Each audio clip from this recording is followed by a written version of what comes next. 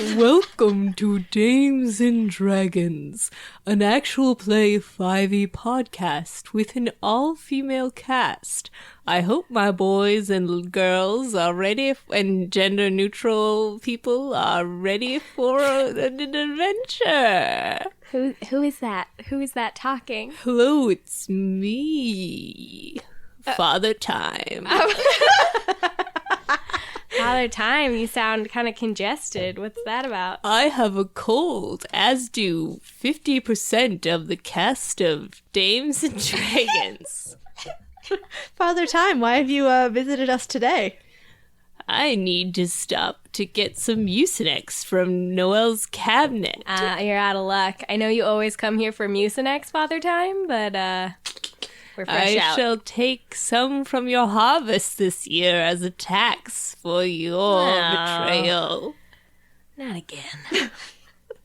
And that is why we had to take a month off from releasing episodes. Hi, I'm Kat. I'm your DM. Hi, I'm Noelle, and I play Fran, who is a Genasi wizard. Hi, I am Sophia, and I play Laika, a tiefling paladin. Hello, I'm Caitlin, and I play Corbin, who is a human druid.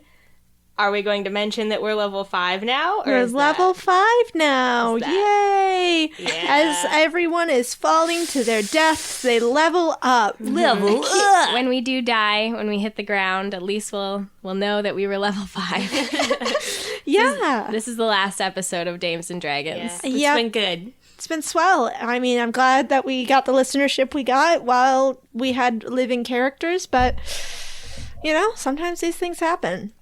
So, for those of you not in the know, what happened last time? The island of Estra has fallen from the sky and taken our heroes with it. So we're beginning our second arc. Are you guys excited? Yeah. Yay! Oh, I do love the sound of excitement in the morning.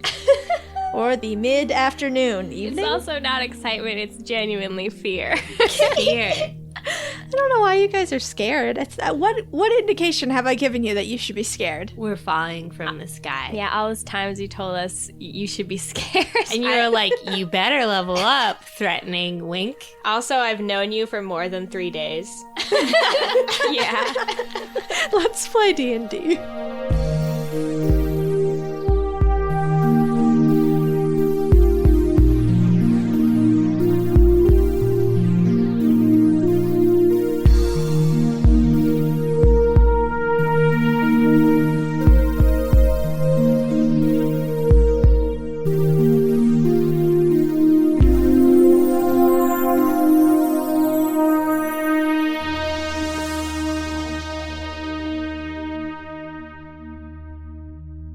When the world was new and all was green and growing, the beast gods roamed the great forest. They protected their own and hunted all those who opposed them. The humans who lived on the edge of the forest made offerings to appease the gods and keep their favor. And then one day the wolf god Fenrir found a new offering on his altar. Sitting on the stone slab where humans had carved his likeness, there sat a young girl. She was still, not crying, hardly breathing, only watching him. "O mighty Fenrir," she said to him, "my kind have sent me in place of the sheep. The year has been lean, and they cannot spare the meat. I humbly offer you my life." Fenrir circled the girl. "Are you afraid?" Fenrir asked. "No. I only regret that I do not have the strength to protect my village. But if this is how I am to die, I ask that you kill me quickly." Fenrir considered the human girl for a long time and then approached her. "Climb onto my back. If your life is mine, then you will be one of my pack. We will teach you strength." And so the girl learned. However, she took no joy in the violence of the wolves. She much preferred to explore the sacred woods. Then one day she came across the dear god Cernunnos. She had been warned to never cross the paths of the other gods, and so she turned to run.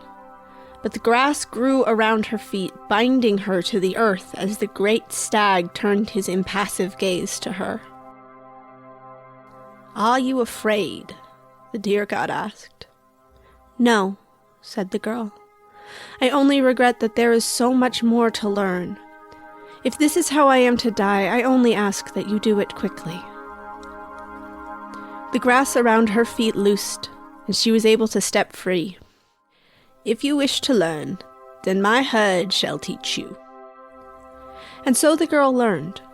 She learned the magic that was in the water and the wind, and she learned to harness it. She began to venture out further, using this magic to reach areas of the forest she had never been before. And then one day, as she climbed, her hand was trapped by a black talon. She looked up to see the shining black eyes of Moonin, god of the crows. "Are you afraid?" Moonin asked, bringing her beak close to the girl's ear. "No," the girl said. "I only regret that I was not able to see more of this wide world. If this is how I am to die, I only ask that you do it quickly." "If you wish to see the world, then I will show it to you," Moonin said. "I will teach you how to explore and to survive even in the worst places, so you may see all there is to see." And so the girl learned. The crows carried her on their wings, taking her far beyond the forest to see great oceans and mountains. In this way, the girl became a woman. She brokered a careful peace between the three clans and made herself a home in the center of the forest. Outside the protection of the trees, time passed, and people became less wary of the forest. The battles between the great beasts no longer kept them from the paths. Their villages turned into cities, and their cities into empires. They prayed to gods who rained destruction upon their enemies. Those who could flee ran to the safety of the woods. The woman took them in and tended their wounds. She raised homes for them and sheltered them from the war of the world. She taught these lost ones to live in the forest in harmony with their hosts, and for a time it seemed that this world they were creating would last. And then the fire started. Embers from the battles of the gods set the world ablaze. Empires were consumed, cities were razed, villages burned to nothing but ash. The forest was no longer safe as the trees began to light and fire decimated all that it touched. And so she called upon the gods of beasts. "Friends," she cried, "lend me your power. The heat of the flame grows ever closer. It is only through peace with each other that we can all be saved." And seeing that there was no other way, the gods agreed. Taking these gifts into herself, the woman thought of the lessons she had learned. She remembered the hours running with the wolves, which toughened her soles and built her muscles. She remembered the days sitting in the clearings with the deer, learning the magic which lay within all things. She remembered flying with the crows, the wind on her face, and the thrill of discovery. With the power she had been given, she was able to lift the forest into the sky. As they rose higher and higher, those in the forest could see the glowing embers of the world below stretching out as far as they could see. When they finally vanished above the clouds, they knew that there was nothing left in the world below. They named their new home Estra, a haven above the clouds, forever safe from the cruelty wrought by the fires of war.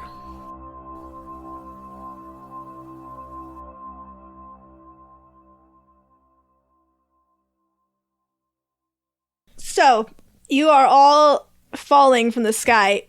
Laika, you are holding onto the goddess, and Fran and Corbin, you are holding onto each other. Corbin, you took an arrow in your shoulder, and you are losing blood quickly.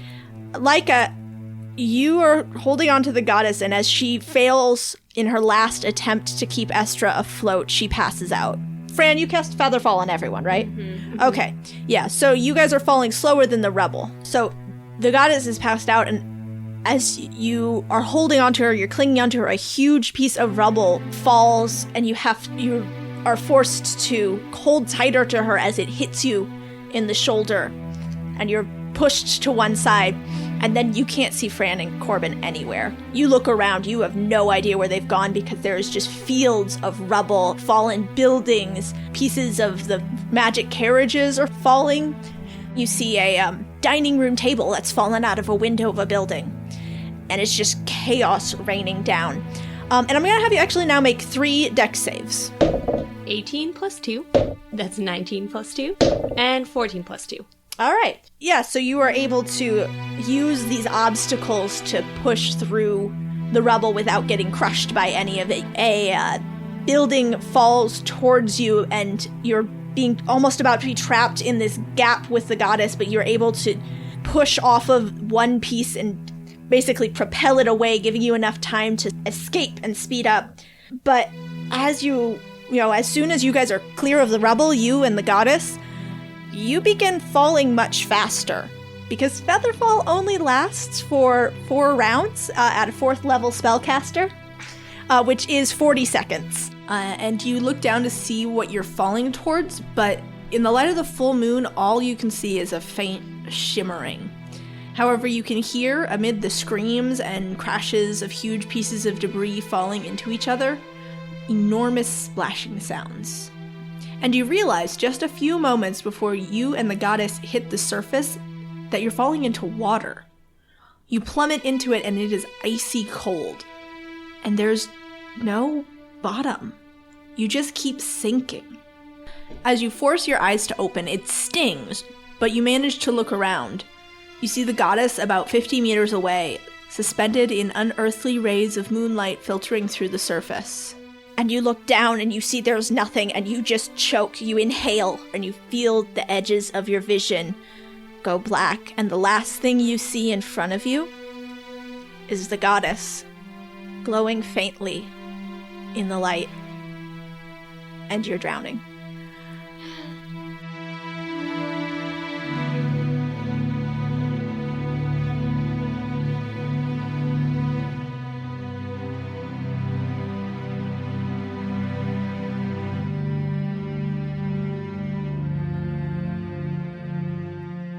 So, Corbin, you have taken an arrow for the goddess, and you are losing a lot of blood.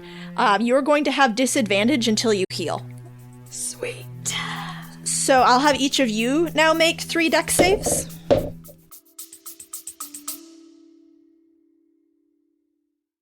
Are you suffering from high-quality podcasts?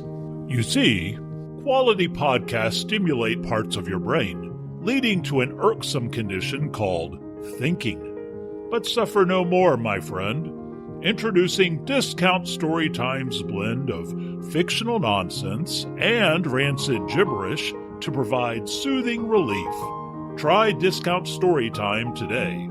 Available on most podcast catchers and at discountstorytime.com. Consult your healthcare provider before listening to Discount Storytime. Not intended to treat unicyclitis, pickleball liver, or jittering expectations.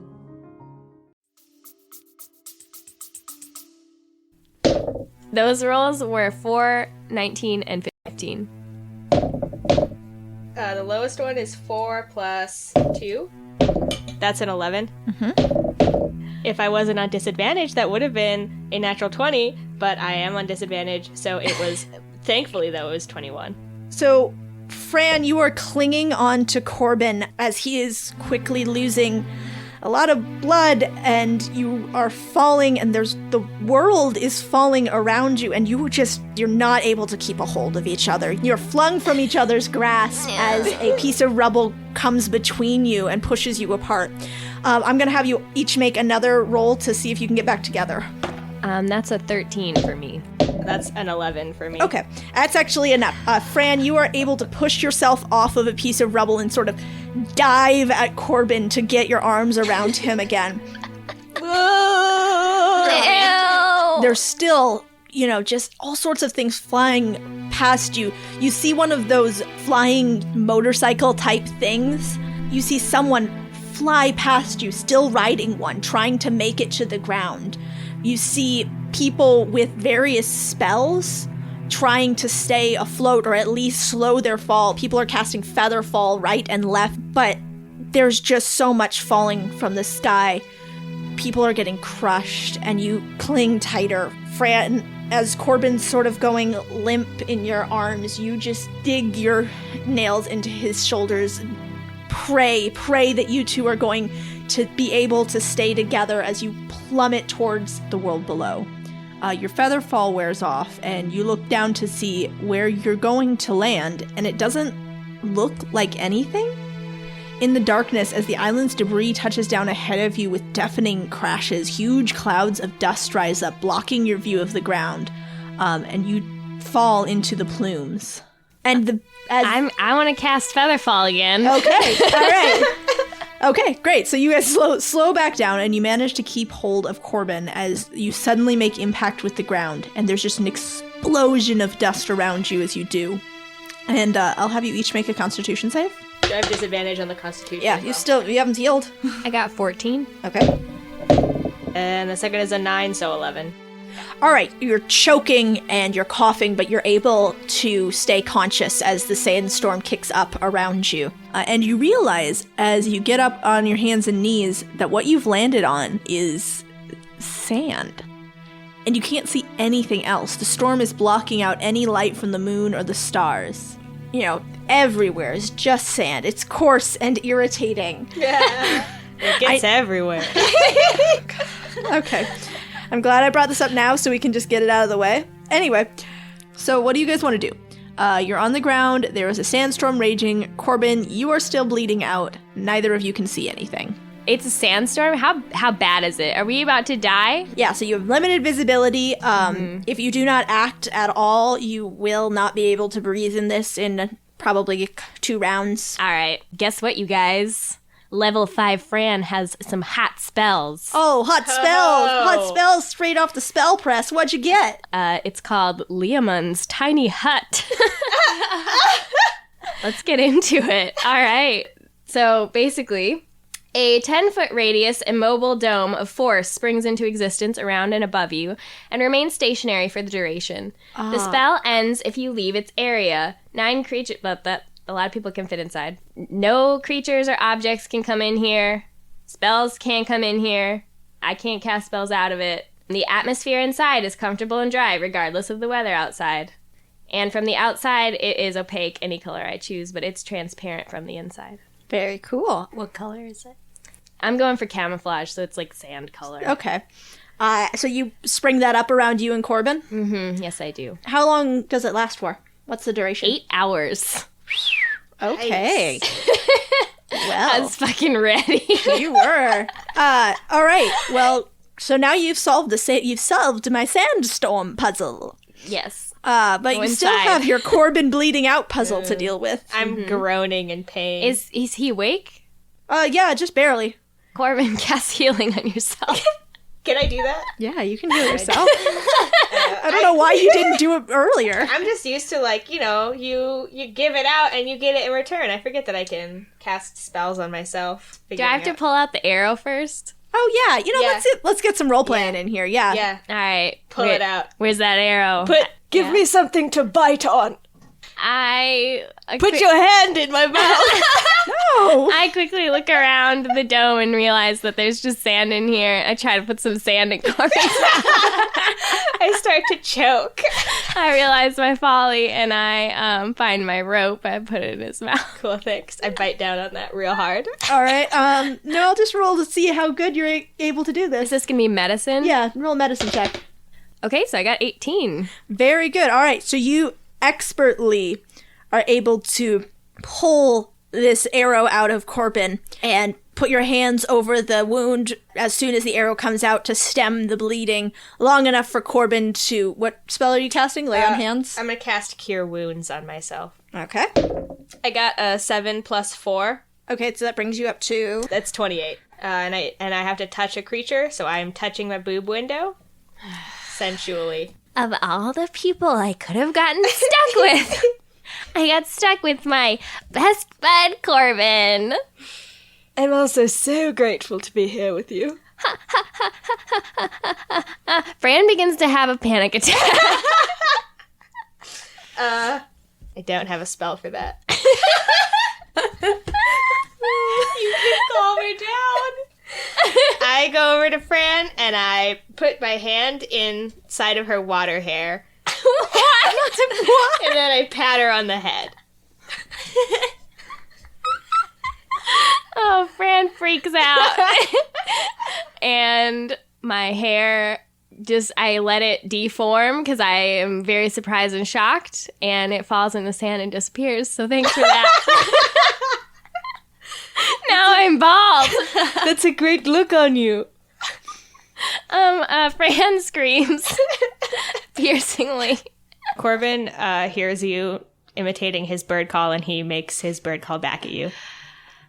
Okay, well, Fran just, puts her face in her knees and tries to do breathing exercises and fails to calm down, but eventually says, "The feather fall wore off before we hit the ground. What do you think happened to Laika?"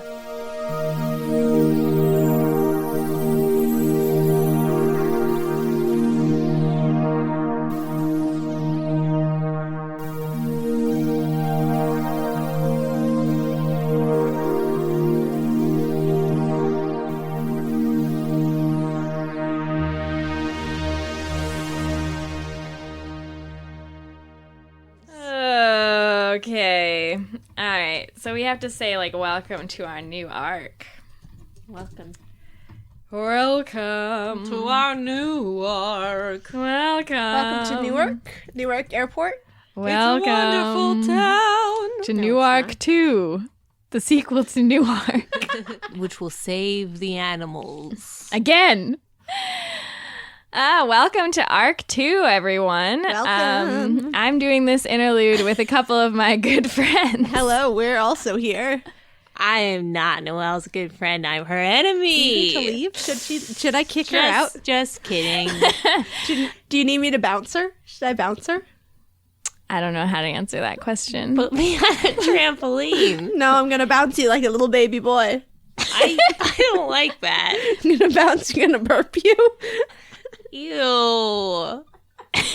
I'm too old. Come on, baby. Come on. Don't touch me. No, they're really doing it. This is horrible. I'm resisting. It's like being slapped on the back. Oh, man. Yeah, I with can't. disrespect. Well, let's move on. Listen to They See Me Rollin' because it's a great podcast and they're very charming and Jelly Butter is my one true love. And they rolled a natural 20 to charm me. Wow. Specifically. I know that you did it, you guys. I know you rolled that natural 20. TSMR, you guys are awesome. And I love the name of your podcast and especially how it abbreviates close to ASMR. What is airport security called? TSA. Oh, okay. Okay, listen. TSMR boys. Listen, okay. My good boys from TSMR. Oh, God. Thanks for the shout out. I've been listening to the podcast and Scump gives me life. Also, thank you for in your recent episode saying that I play a character who's really friendly, but I'm kind of a mean person. That's true. Yeah, that's just really true to life, and I'm glad that you're exposing the situation in the way that it needs to be exposed. Thank you. Maybe someday someone will rescue us from her. Not likely.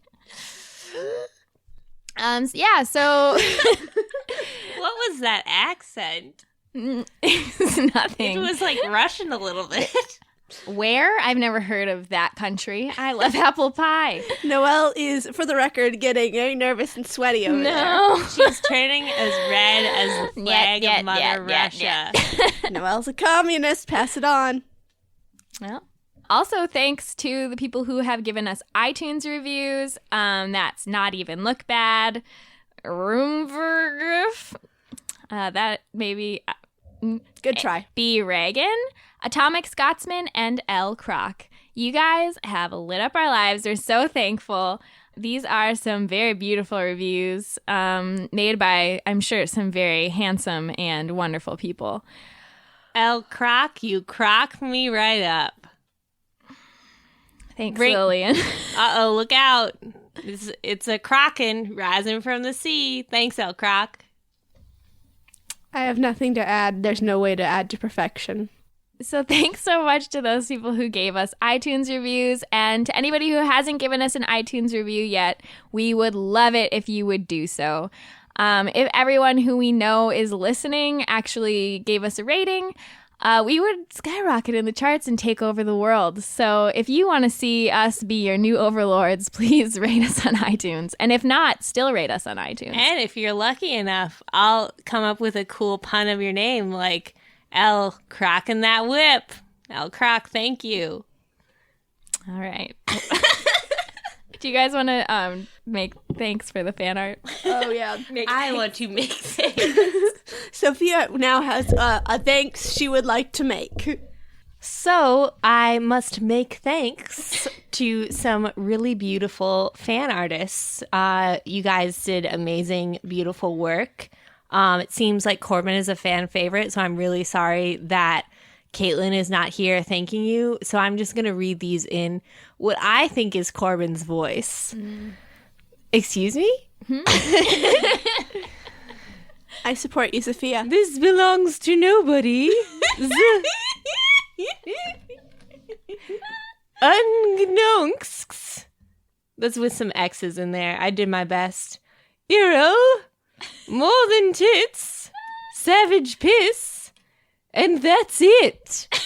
You guys are fantastic, and I'm Corbin, and I'm a crow. And if you guys want to look at that fan art, you can go to damesanddragons.com/fanart. Speaking of art, Caitlin also posted Corbin's official art. Finally. So that's on Tumblr and Facebook. And as a refresher, we're Dames and Dragons on both of those. It is beautiful. He is wearing a feather cape and trying his best to not be a human, which he clearly is. And Caitlin's not here to defend him. Corbin's a human. Pass it on. We also have a very special thank you to make, and that is to our very first patron on Patreon. We were kind of bowled over when we saw that he had started donating because we didn't even really have our Patreon set up yet. So thank you so much to Brandon. And without further ado, let's take it away.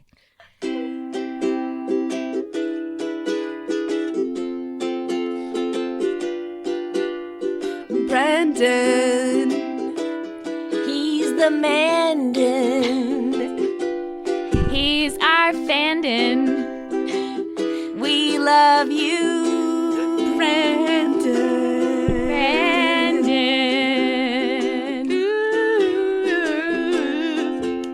Thanks for giving us money, Brandon. We love the money, Brandon. Give us your money, Brandon. We did it! Woo! Yeah! So the last thing that we wanted to talk about today is that we are going to be doing a giveaway. And what are we going to be giving away, Kat? That's a great question, Noelle. Dice. I forgot. You're right. We are going to be giving away a set of dice that the four of us are going to pick out together. Yes. And a custom Dames and Dragons dice bag, which I am going to make. God, it's amazing. Kat, you're so cool. Kat, can I have one too? No, Oh, I want one though. I don't. I'm making one. It's an exclusive. I guess you'll have to just join the giveaway, Yeah. Sophia. Well, fine. You will also get other stuff, probably, like maybe candy or something.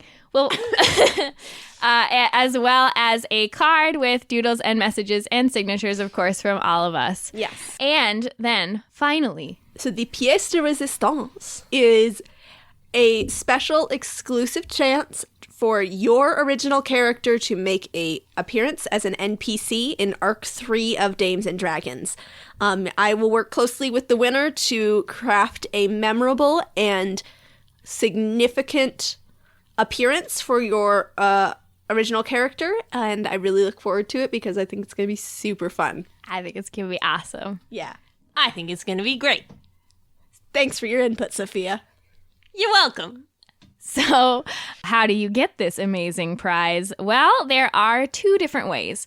Number 1, you can join the incredible Brandon and donate to our Patreon. For as low as $1 a month, you can just click on that and have a chance to win this prize, as well as having access to our Patreon feed where we post extras, deleted scenes. We'll start posting lore there. Yeah. There's going to be exclusive art, bonus maps, all sorts of supplemental material if you're interested in some of the background aspects of the planning that I do, and some of the world building. So please come join us on the Patreon. It's going to be super fun. And you'll get a chance to enter in this sweet hot contest. And Noelle, what's the other way that they can win this contest? Well, we understand that money is tight. And if you would like to enter this contest for free, there's a way to do that. You get a friend of yours or an enemy, or your boss, Long lost relative, your senator, your father. Your father figure. or your action figure. Not your action figure. They have to be a real human person. Yeah, real human person is ideal. Or alien A ghost. person. If it's a ghost who can tell someone else, then that's fine. Ghost or alien. That's actually ideal. If you have a ghost or an alien, please tell them about Dames and Dragons, because they'll probably relate to us a lot. I'd love that so much. For no reason, because we are normal humans. So if you get a friend to listen, then you can have them tell us what their favorite part was. You could send us a screenshot of them texting you what their favorite part is. You can both comment in the same Facebook thread. Just make sure we know that they listened, have a favorite part, who you are, and how to get in contact with you.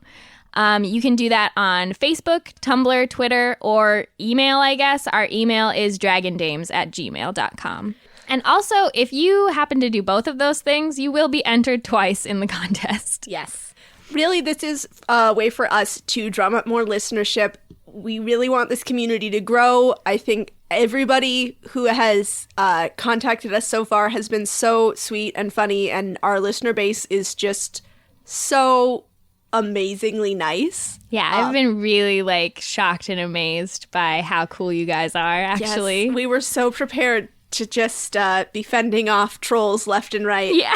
We were so prepared for the internet to destroy us, but no, you guys came out like a shining shield of love and friendship, and we really want that community to grow, and this is a way for us to grow our podcast listenership, and we would really appreciate your help, and hopefully we'll be able to give something back to you as well. So go tell a friend. So yeah, thanks again to everyone for being amazing. I had been expecting to go through this month off with no downloads of any of our episodes, but that actually hasn't been the case. There have actually been more downloads of our first few episodes than many of the times when we were actively posting. And we know that that's because of you guys telling people, spreading the word, reviewing on iTunes, and just generally being all around decent, great, wonderful people. That sort of escalated. They were decent, they were great, wonderful, and then they're people. Yeah. Our next episode will be up on May 15th. And last of all, here's a message to Chantel. Chantel, I truly can't believe that you haven't left us an iTunes review. We've been out here begging these randos, and we give you a message every episode. And that review's got to be a coming. You told me that you, in fact, didn't know that this was a thing that was possible. But I assure you, Chantel, that it is. So in place of our message to Chantel this week, we have a message for our favorite person, Brandon. Hey, Brandon, you're on brand. That was 100% an excuse just to say that, wasn't Brandon. Brandonicus. Brandonia. Brandon, please don't take your $5 from us. We need that money for chicken nuggets. Brandon. We love you, Brandon. The Brandon agent is active.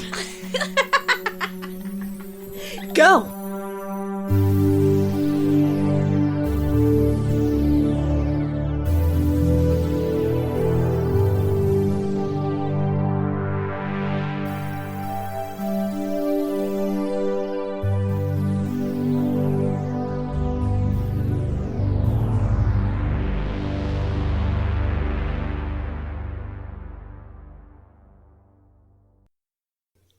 It did not take long after Estra ascended for the gods to take notice. When the flames of war burned the earth to ash and killed all of their followers, those beings turned their eyes to the last pocket of survivors. While many tried to exert their influence, they found no house of worship would open its doors to them. They were to blame for the wreckage of the world, and none who were left would praise them. It was Torva, the conqueror, who was smitten not with the potential for worship, but with the goddess herself. He reasoned that if he could convince her to be his wife, they could together take down even the forces which had created them all. One evening, Torva appeared at the goddess's temple, lining up with her worshippers to lay gifts at her feet. She would take their gift, hold it close to her heart, and then kiss the forehead of her worshipper. "My lady," he said, "I bring you the sword of Belius. May you use it to vanquish your enemies." The goddess took the sword, examining its fine blade. As Torva stood to accept her kiss, she plunged the sword into his gut. "Your wish has come true. I have vanquished my enemy," she said. Torva gaped and gasped, and his form vanished. However, it is not so easy to kill a god. Torva, spurned, swore his revenge. As Estra continued to flourish and build, Torva sat on his throne of burnt earth. He summoned Atum, the snake. Atum, furious at the betrayal of her kin, the wolf, deer, and crow, agreed to help. They colluded in secret, and from this union there was born the first Castra. The egg of this monstrous creature was hidden in the deep chambers of the goddess's temple, where it lay in wait, armed with a poison that could steal the immortality from the divine.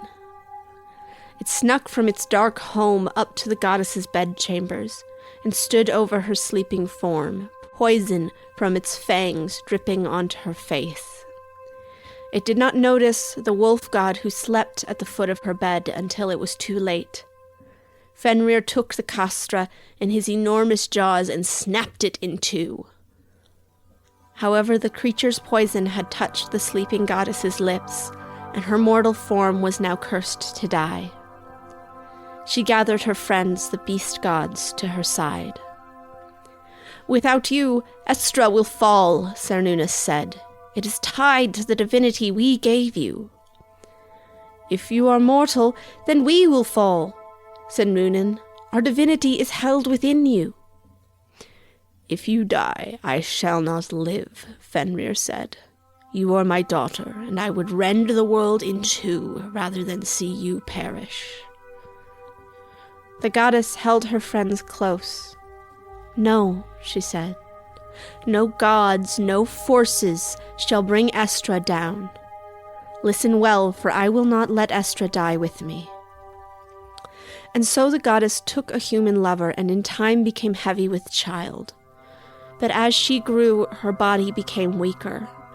When the time came for the child to be born, Fenrir brought her deep into the woods. Cernunnos prepared a bed of grass and leaves for her, and Munin a nest to serve as a crib for the child. "This is my end," she told her friends. "But do not weep, for inside me there is new life, and the gift of divinity which you granted me will be kept alive. There will be a new goddess, never touched by the world below, and she will carry my spirit with her. In this way, I shall never die." Are you afraid? They asked.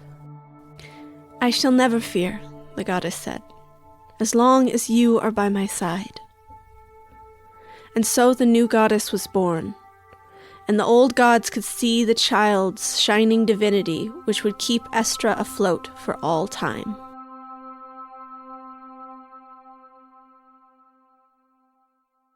And now we're going to go back to Laika and the goddess. You wake up as you feel the earth below you rock, and you wake up coughing and sputtering and spitting out seawater. And it takes you a minute to figure out that you're on land again. You've made land somehow. But you just feel so tired.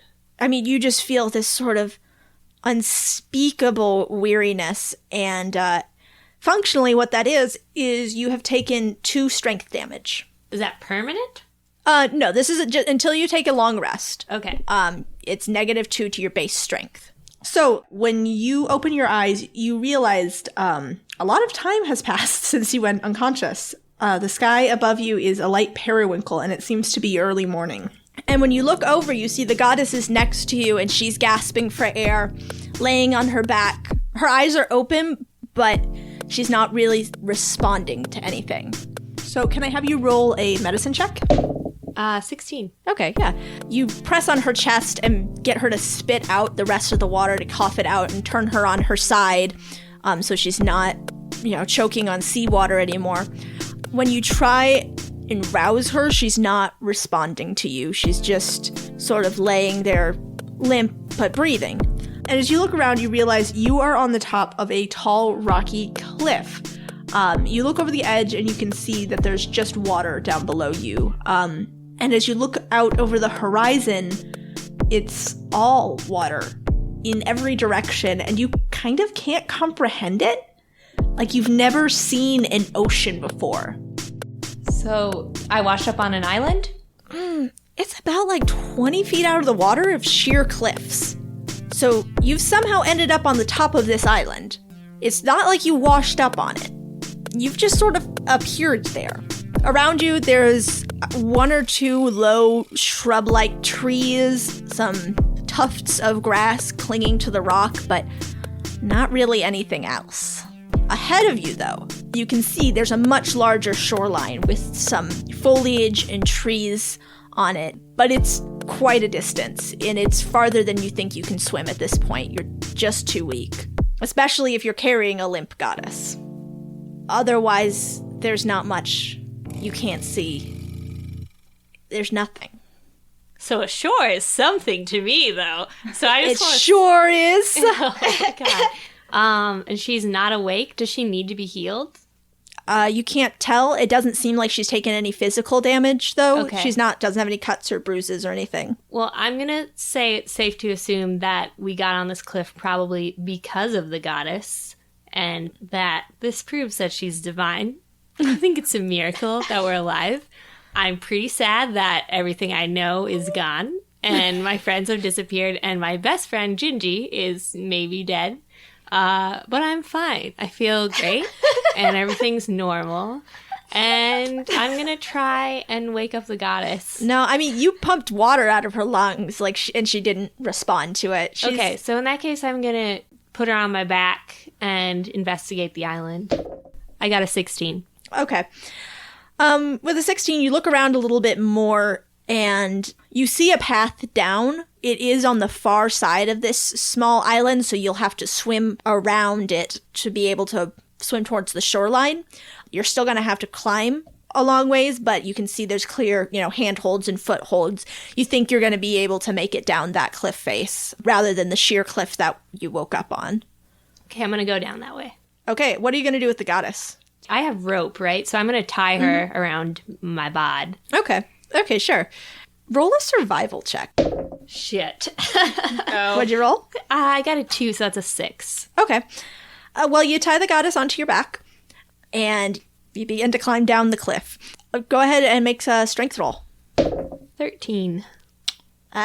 Your arms are screaming. Your legs are burning. It hurts to be doing this. Hand over hand, you were concentrating, you were gritting your teeth, but a rock slips and you're not able to grab on and course correct quick enough, and you fall backwards and you fall into the ocean with the goddess with you, and she comes untied.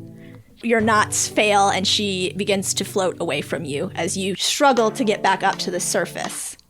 I'm gonna grab her. Okay. 20. Okay. Yeah, you are able to push your way back up to the surface, and you see her. She hasn't floated too far away from you yet, and you're able to swim over and sort of tuck her under your arm. But what do you want to do now? You're out in the open ocean. You could still swim back to the island, or you could make an attempt on the shore. Well, I wanted to get to the shore anyway, and I think it's important we get off this island, even though that's going to be tough. Okay. It's not going to be easy, but let's do it. Okay. So make 3 strength checks. Okay. 23, 24, and that is 12. Okay.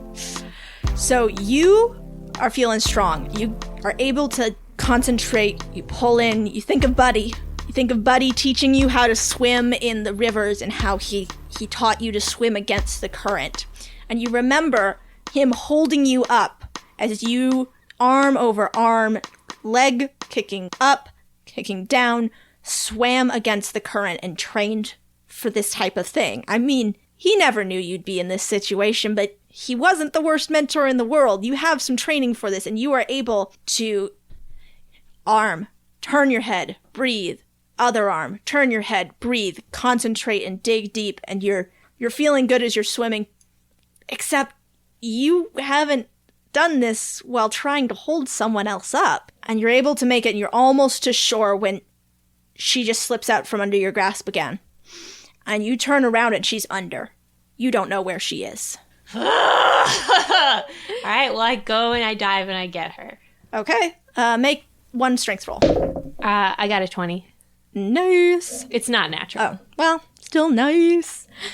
You dive under the water and you try to open your eyes at first and it stings like hell. It's salt water. This is not what you're used to, but you're able to get your eyes open and see the goddess as she's sinking down towards the bottom. And you swim down and you scoop her up and you're able to break the surface again. And the waves have started to get much worse as you're getting closer to shore. But you are able to fight through it, and you get her and yourself to this shoreline. And you drag her up onto shore and you collapse next to her. You made it. You're on dry land. You can see there are trees in front of you and bushes. But then you can see beyond that now. And all you see beyond that is miles and miles of sand. So I'm going to check on the goddess because I know she wasn't looking good, just to make sure she's okay. I'm going to move her back towards the copse of trees. Yeah, okay. So you hold up your metal bracer underneath her nose and check that it's fogging to see that she's still breathing. And you check her pulse. Her heart is beating and she is alive. She seems okay. You really don't know much more beyond that.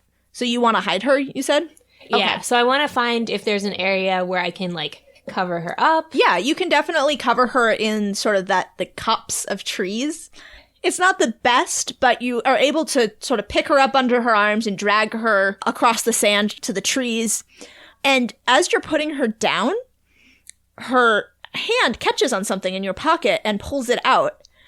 And you look down and it's the amulet that Zaroon, the greater wolf, gave you. I pick up the amulet, and after I finish getting the goddess covered up and sheltered, I decide to break the amulet. Okay. All right. So it wasn't the best shelter for the goddess, but you're able to sort of cover her with some palm fronds and hide her in the underbrush. She may not be the most comfortable, but she's hidden. And so once you're done with that, you look at this amulet in your hand and you just crush it, and it just sort of disintegrates. Like, it has no resistance when you crush it. And for a second, nothing happens. And then the shards in your hand turn into crow feathers, which speed out with enough force that they leave tiny cuts on your hands and your face. And you take 4 damage. And at the same time, there's this huge, ear-splitting caw. And then nothing. It's silent. Well, I guess that didn't do anything. Maybe it will be resolved later. Are there any survivors that I can see in the water? Roll a perception check. That's 19. Great. So you look around and you really don't see anything on the horizon of the desert or along the beach. But as you peer out at the ocean, past the island you swam here from, you see a hazy, large figure in the distance. Though you can't really tell what it is. And with a 19, when the sea breeze blows toward the shore, you hear the sound of distant screaming coming from the open ocean. God damn it. I know, like, my instinct playing Laika would be that if there's people to help, like, I should help them. And also those people might be my friends. Like, I would assume you guys are in the water too. Yeah. So I'm going to use a spell called Find Steed first. How about you tell us a little bit about what Find Steed does? Basically, Find Steed is a 2nd level paladin spell. There's a limited amount of creatures you can summon, but it's really open to interpretation. Like, a DM can decide, like, oh, you can summon this or not summon this. Right. It's a vague spell. It is, and we spent a long time debating it. So when you go to summon a steed and you immediately think, what's going to be the most useful for me right now? And you're thinking, like, what? Water creature. Something aquatic, anyways. Okay, so you're trying to think of, like, an aquatic animal, and you're concentrating on the spell that you've never cast before, and you're thinking about it, and in front of you, it's just kind of like the winds begin to pick up, and they form and they swirl into the shape of a quadruped, of a 4-legged creature. And then there's this little poosh, and that creature materializes in front of you, and it is a ginger-colored wolf. It's Gingy! Oh my god! You were able to summon Gingy to you. So I freak out. I run up to Gingy. I give her a big hug. And I'm, Gingy, is it you? Yeah, it's me. I don't know what happened. It was all really scary and really dark, and then suddenly it was very wet, and I couldn't see anything, and now I'm here. I start crying. And her tail is just wagging. She's licking your face, jumping on you. Let's move on. I can't talk about this for too long. That's wonderful. So for a little background, Gingy is the only mount that you can summon. Yeah. She is your mount. You are spiritually bound to her. And one thing you do notice about Gingy, as now that you've summoned her, is she does seem a little bit different. And her fur is a little bit shinier, and it has sort of some silver strands in it. And she just kind of looks like sparkly. She's like sparkly in the sunlight. And what has happened, more or less, is you have infused your paladin magic with your love of Gingy, which has turned her into your magical soul-bound steed, which you can now ride in combat. And we'll get into some of the more of the mechanics of Gingy later when it's more relevant. But yeah, welcome back, Gingy. I want to ask Gingy something really quick. Yeah. Gingy, do you know what happened to Fran or Corbin or the other animals? I don't know. Her ears droop a little bit, and I don't know. It all happened so fast. I was there with Bay and Buradura, and then all of a sudden everything broke apart, and I tried to stay, but Buradura flew away, and then a big piece of building came down, and I lost track of Bay, and then I was falling, and I didn't know what to do, and I couldn't find you. I don't know where any of them are. So I calm her down, and I look to the ocean and then back at the goddess. So I want to see, is there like a fallen tree or a log somewhere? There's some pieces of driftwood, a couple bits, but nothing substantial. So there's nothing big enough that I could use as like a flotation device? I mean, no, not really. Not that you see. I'm going to cut down a tree. Oh, okay. All right. Cool. I'm going to have you make a strength check. Okay. Don't you just have a sword? Yeah, I'm going to chop. It doesn't have to be a huge tree. It just has to be... Okay, so a small tree. It could even be like a substantial branch that I can use to float. Okay. Let's just see how good. Well, that's a 13. It takes you a while, and it tires you out, but you are able to chop down a mid-sized palm tree, but you are tired from this activity. Like, it definitely drains you. Mm-hmm. But it'll float. So do you want to just hop on in? I'm going to turn to Gingy and I say, I think there might be survivors out there, and we have to try. All right. I take off my armor, and we go. Gingy she's aboard. She runs into the water and waits for you to get into the water and get one arm around your flotation device and one arm around her. And you are able to kick your way out through the surf and out into the open ocean again. You guys make it through the current. It's hard, but you do it. And as you swim out further, you can hear something across the water. It's really difficult to make out with the wind and the waves, but I'm going to have you make a perception check. 18. Okay, so yeah, out there in the distance, you see it looks like a chunk of land with the bouncing of the waves and everything. It takes you a minute to figure out what it is, but it's a piece of Estra that has crashed down to the ground and is in the shallows. And on it, you can see figures moving. So there are still people alive, but that piece of island is way too far from the shore that they probably can't see it from where they are. And just as you've seen these shapes on the horizon, Gingy, she gives a yip and she tosses her head. And you look over in the other direction and you see in the water, it's Zaroon.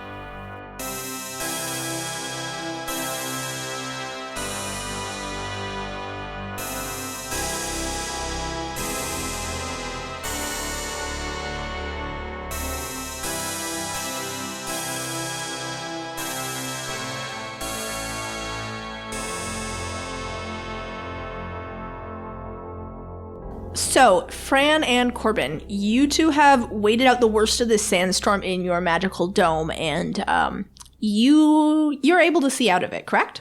Yes, we can see out. So, as the storm starts to ease up and visibility improves somewhat, and still everywhere you look, all you see is sand, you also realize the sky is getting much lighter. You've been in there for a long time. What have you been doing? Sleeping, having panic attacks, trying to sleep and having panic attacks? I think you guys would probably talk about something for a little bit, right? Oh, yeah. How about that weather, Fran? I'm trying to sleep, Corbin, for the 50th time. And that sums it up. Okay. Okay, but so let me ask, does this dome have a bottom? No, it's just around and above us. Okay, great. So you two stop sleep arguing, and as the sand beneath you suddenly shifts and one half of the dome's floor begins to sink as the other half rises. It looks like there's something tunneling under you. This is that Tremor style. Graboids! But before you're able to really react to that, you see outside of your dome, you see someone running through the sand, and they come up to your dome and they begin banging on it. It's Kevin Bacon. It's a young half-elf man, probably more like a teenager. He's dressed in Estrin clothes, and he begins banging on the dome and yelling, "Let me in! Just open it!" And before you're able to, a pair of huge, jagged jaws leap from the sand and get him in one bite. The creature attached to these jaws, is enormous, like it looks a bit like a shark, but on land. A land shark, if you will, with these massive jaws that just go all the way back to the back of its head. It has these 4 limbs made for clawing through the earth in the smooth skin. And it looks directly at the hut next, as it finishes swallowing this man in one bite. It is, in fact, a boulette, and it has begun to circle your hut. Okay. It has these small little eyes on the sides of its head, and it's peering close to this hut, but it's not able to move it. Okay. So what's the sandstorm situation? Well, the worst of it has passed, fortunately, and you can see a lot further, but it's still going. Okay. And the land shark can't seem to get into where Well, we are? that's the whole thing. The hut, my interpretation of it says the creature cannot enter. I'm not going to have it dig under like All right. some fool. Okay, so it's not gonna come in here. It can't. I would like to try to communicate with the land shark. The boulette? Okay. Yeah. That is a 20, but not natural. Okay, so you reach out towards the boulette. You put your hands on the dome and you're trying to communicate with it. Mm-hmm. And it seems for a minute like it's going to calm down. And it's looking at the point in the dome where you are. It seems to be able to sense where you are. Mm-hmm. And then it begins to dig. Oh, shit, you guys. And it may not be able to get into the dome, but it is able to take sand out from under your feet. Oh, and the God. sand inside the dome begins to shift. And you're sinking, but it can't get through under the dome. So it just keeps digging. Mm-hmm. Great job, Corbin. At least I tried something. I love this. Oh, Fran just shakes her bald head. Basically, what will happen if this thing continues to dig is that when the spell runs out, you will be buried in sand. All the displaced sand. I got some doozy spells. I'm ready to let this thing have it. All right, so before we go out, let's roll survival checks to like try to cover our faces and stuff. Oh, good. Yeah, I have like blankets and shit, whatever. Okay. I got a 9. 25. Okay. So, Fran, you are ready to just fucking charge out after this thing. You've come to the decision. You guys realize there's no waiting out this thing. And you are about to charge out. And Corbin just grabs the back of your shirt and sort of pulls it up over your head. And it says, cover your mouth. Cover your mouth. Yeah, and so you guys, you fashion mouth and nose coverings to keep from inhaling the sand and the dust. And so the hut disappears as soon as you exit it, right? Yes. Okay. And we know we're coming for it, and it doesn't know. That's true. Oh, so maybe if we go to the far side of the dome and fire our attacks right away, we can get a surprise round on it. Yeah. All right, so I guess it's time to roll initiative. I have a 7. I got a 19. Okay, so each of you get to make one attack, and then we'll go into the initiative order. Okay. All right, so Fran is first. I am going to cast Fireball. So the creature needs to make a dexterity saving throw. Oh, the thing has no dex. Okay. Oh, that's a 3. It is not a fast creature. Okay, so it's going to take 8d6 fire damage. Okay, that's 28 damage. Ow. It's not super happy about that. Yeah, Fran screams, "Go back to the ocean!" It's a land shark. It's Yeah. never been to the ocean. But Fran is projecting. Okay. Alrighty. And Corbin? Okay, so I'm going to cast a new spell that I got called Call Lightning. So a storm cloud appears in the shape of a cylinder that is 10 feet tall with a 60-foot radius centered on a point you can see 100 feet directly above you. So when you cast the spell, choose a point you can see within range. A bolt of lightning flashes down from the cloud. Each creature within 5 feet of the point must make a dexterity saving throw. Okay, yeah, it does not. A creature takes 3d10 lightning damage on the failed save. All right, that's a 3, 8, and a 4. Okay, and now we're in action. So actually, Fran, you get to attack again. Ha-ha! The roulette is surprised. I am going to cast Scorching Ray. Scorching ray. Okay, so this one, I get 3 rays of fire, and I have to make attack rolls for each one. Okay. So the first one is an 18. Okay, that'll hit. So the damage is going to be 10. Okay. For the second one, my roll is over 20. Oh, I'm getting super good rolls. The damage is 12. So the third ray, a natural 20! Alright, roll double damage. Alright. Wow, you guys are making quick work of this boy. What is going on? So I got 7 plus 12 is 19. Okay. Ouch. Suck it. That hurts. Well, it's gonna get some revenge on you. I hate this part. Yep. So it is going to use Deadly Leap. You are going to need to make a strength or dexterity saving throw. Dealer's choice. Oh.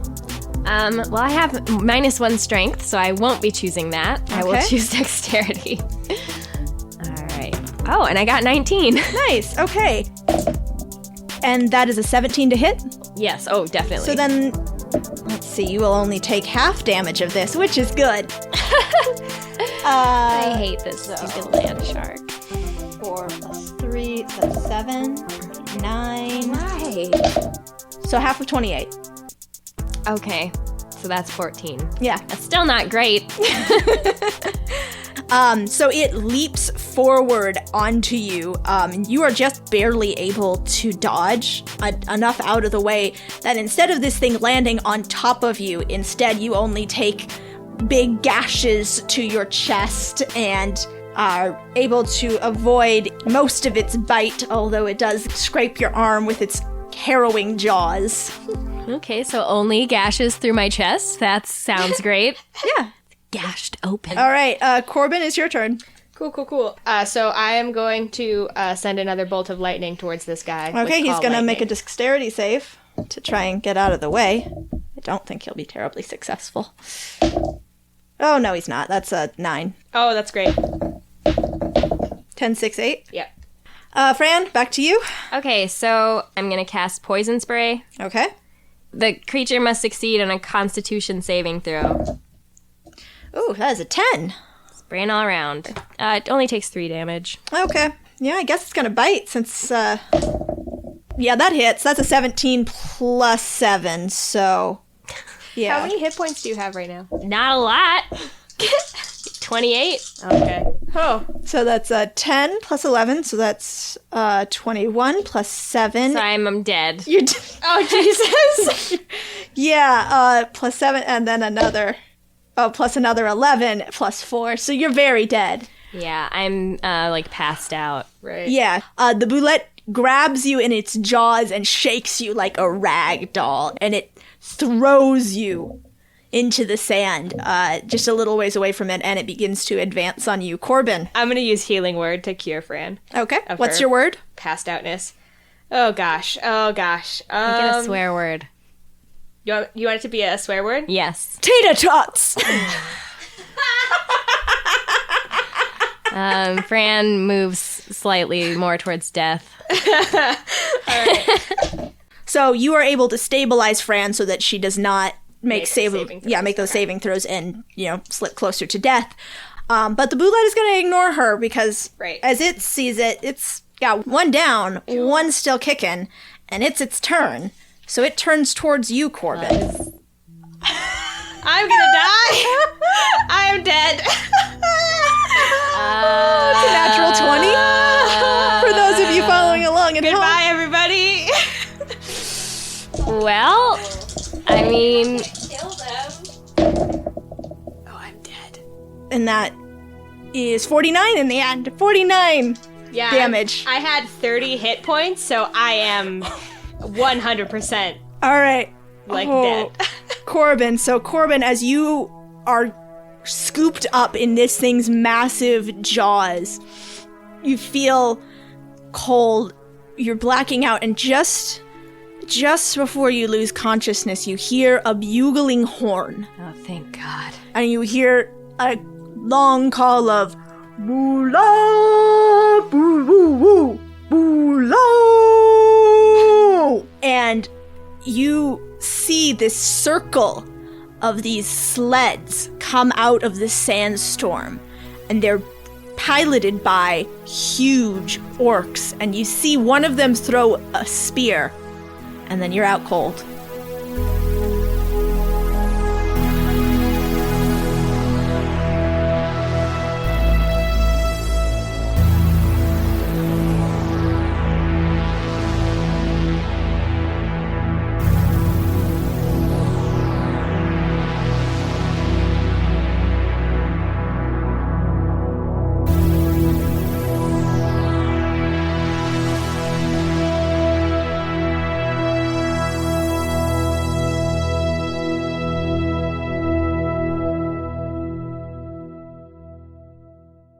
This anime beach episode sucks.